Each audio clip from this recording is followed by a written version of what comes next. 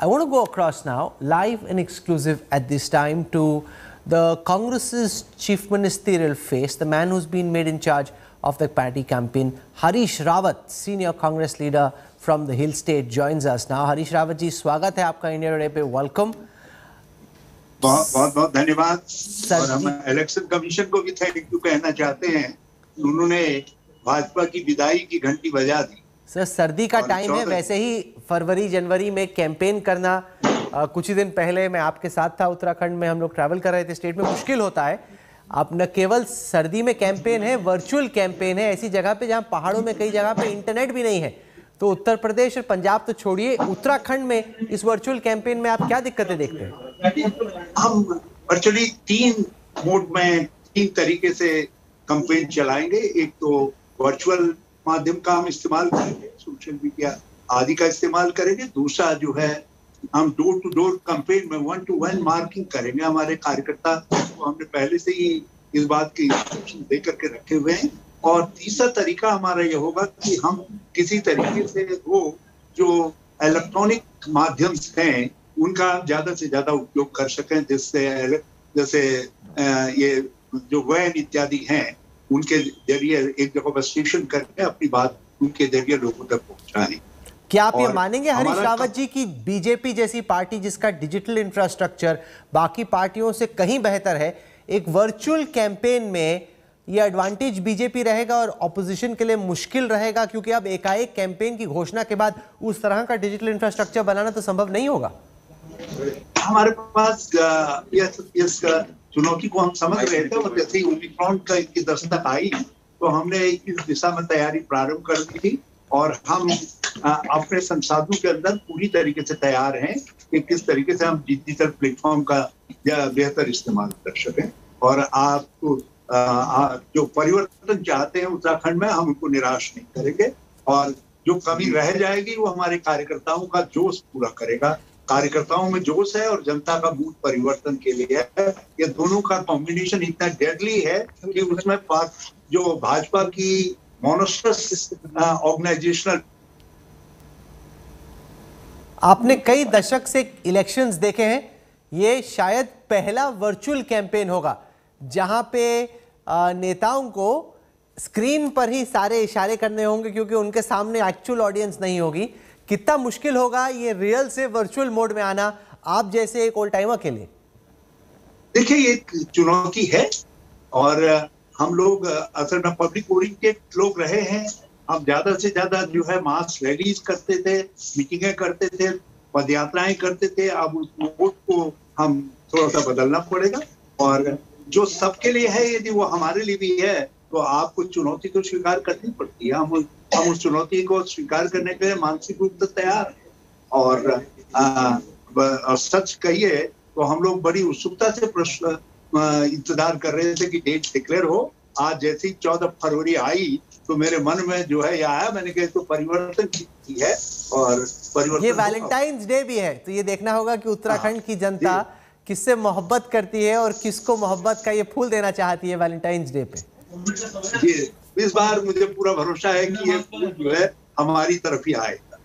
Sir, Uttarakhand में एक challenge, आप सब लोगों को, सब प्रेमी लोगों को बहुत बहुत बधाई देना चाहिए. सर, आपने ट्वीट किया था उस टाइम पे जब आपको क्लियरली प्रोजेक्ट नहीं किया गया, उसके बाद आपको प्रोजेक्ट किया गया, अब आप फुली इंचार्ज हैं, लेकिन जो गतिरोध था आपकी पार्टी के भीतर, क्या वो पूरा सुलझ चुका है?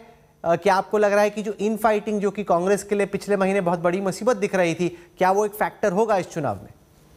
देखिए, राजनीति में मैंने ये देखा है कि टाइम सबसे बड़ा सॉल्वर होता है. और जैसे जैसे चुनौती बढ़ती जाएगी, हमारी पार्टी में आपको एकजुटता जो है और बढ़ती भी और मजबूत होती है. अब तो आप उत्तराखंड चले गए हैं, लेकिन इससे पहले आप पंजाब में थे. उत्तराखंड में तो फिर भी कुछ हद तक चीजें बेहतर हुई हैं पहले की तुलना में, लेकिन पंजाब में अभी भी स्थिति बद से बदतर ही हो रही है. सिद्धू कुछ अनाउंस करते हैं, कैबिनेट मिनिस्टर्स यहाँ दिल्ली में शिकायत करते हैं हाईकमांड को आके. तो आपको लग रहा है कि ये सबसे ज्यादा बड़ी दिक्कत होगी पंजाब में कांग्रेस पार्टी के लिए?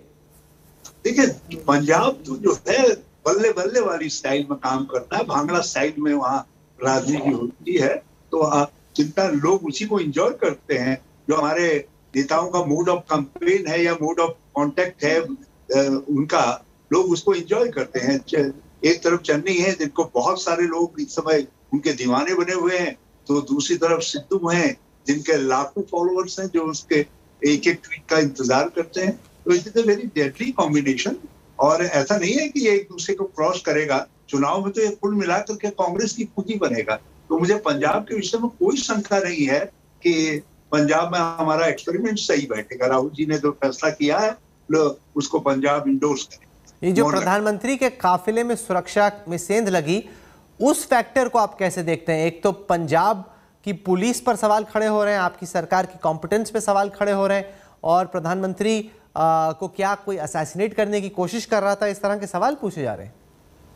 देखिए, अब जो फैक्ट सामने आ रहे हैं कि किस तरीके से भाजपा के कार्यकर्ता झंडा लेकर के प्रधानमंत्री के काफिले के पास पहुंच गए, इसका मतलब था किसी ने प्रधानमंत्री जी के रूट को लीक किया था, और भाजपा कार्यकर्ताओं को पहले से मालूम था, वो झंडा लेकर के खड़े थे। तो अब ऐसी स्थिति के अंदर चूक के लिए किसको दोषी ठहराएंगे आप?